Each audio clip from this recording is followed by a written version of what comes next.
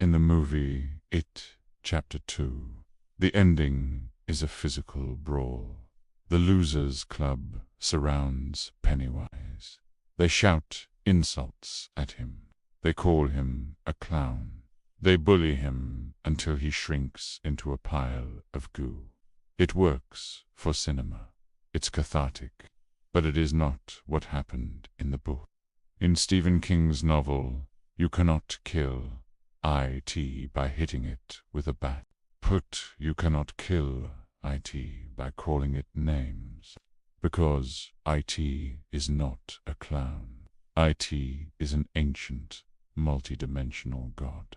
Trying to punch IT is like trying to punch a hurricane. So, how do you kill a god? You have to enter its mind. You have to bite its tongue. You have to perform the Ritual of Chüd. This is the finale of our Deep Lore series.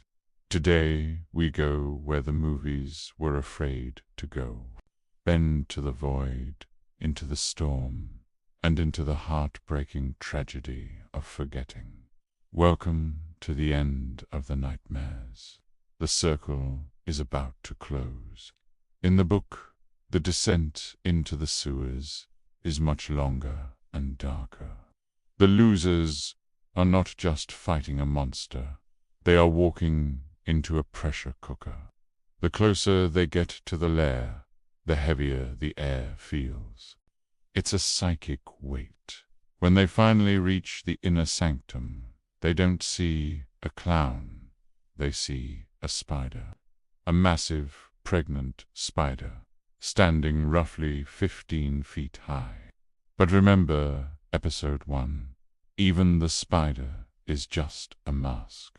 It is just the shape their minds give to the horror so they don't go insane. Bill Denbrough, the leader, steps forward. He knows that shooting the spider won't work. The silver slugs were for the physical form. This is the spiritual form. He has to initiate the Ritual of Chüd. What is this ritual?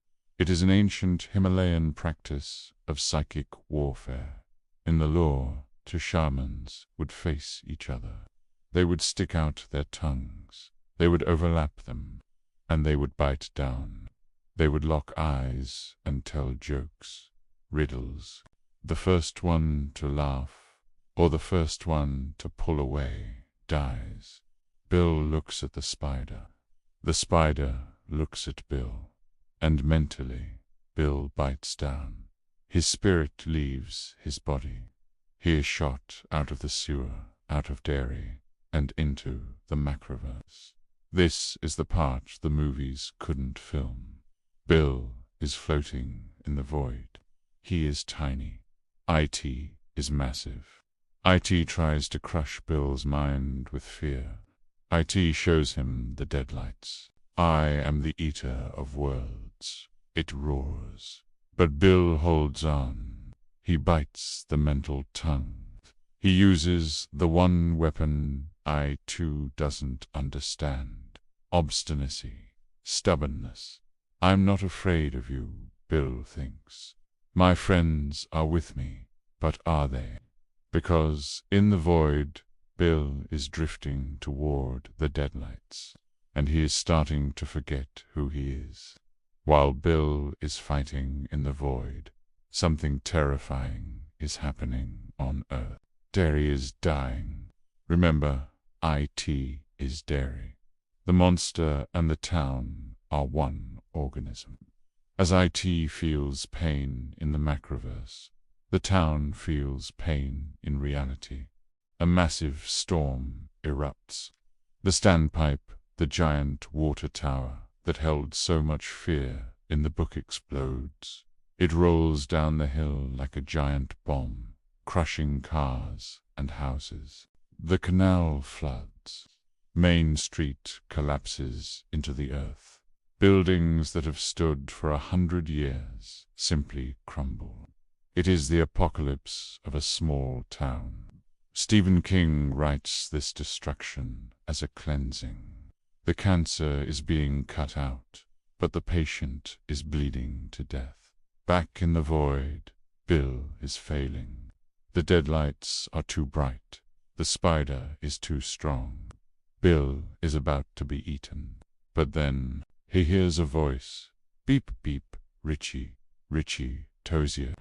In the book, Richie doesn't just crack jokes on the sidelines. Richie throws his own mind into the void to save Bill. He joins the ritual. Now, it is two minds against one. They attack the spider together. They use their childhood bond as a battery. They punch a hole through the spider's logic. IT screams. The pain forces the entity back into its physical form. Bill and Richie slam back into their bodies in the sewer. The spider is wounded. It is bleeding, and it is afraid. The psychic battle is won. Now, the physical execution begins. The spider tries to crawl away. It is leaking a thick, foul-smelling fluid. It is no longer a god. It is just a dying animal. The losers jump on it. They flip it over. And then they do something primal. In the movie, they rip out the heart. In the book, it is even more visceral. Ben Hanscom, the boy who was bullied for being fat stomps on the eggs. He destroys the future of it. Bill and Richie grab the spider's chest. They tear it open. They reach inside the wet, hot cavity. They find the heart. It is beating wildly. Thump, thump. They squeeze. They crush it until it bursts. IT dies. Not with a laugh, not with a final scare. IT dies, screaming in confusion. I cannot believe that food could kill the eater. The deadlights flicker and go out. The storm above Derry begins to clear. The nightmare is over. But this is a Stephen King story. There is no happily ever after. The ending of the book is beautifully tragic. As soon as the monster dies, the magic begins to fade. The bond that held the losers together was created by it. Now that IT is gone, the bond dissolves. They leave the sewers, and almost immediately they start to forget. They forget the clown. They forget the turtle. But worst of all, they forget each other. Mike Hanlon, who stays in Derry, writes in his diary that the names in his address book are disappearing. Beverly forgets Ben. Bill forgets Richie. They go back to their normal lives, leaving the magic behind. The final scene of the book is Bill Denbrough, riding his old bicycle through the streets of a ruined Derry. He is trying to wake his catatonic wife, Audra, who saw the deadlights. He rides fast. He feels the wind in his hair. For 1 second, he is a child again. Be true, he whispers. Be brave. Stand. And then the dream ends. They grow up. They forget. Because that is the true curse of adulthood. We forget the monsters, but we also forget the magic that allowed us to fight them. 'Tis dead, but the echo of the Losers Club will float forever. This concludes our deep lore dive into IT.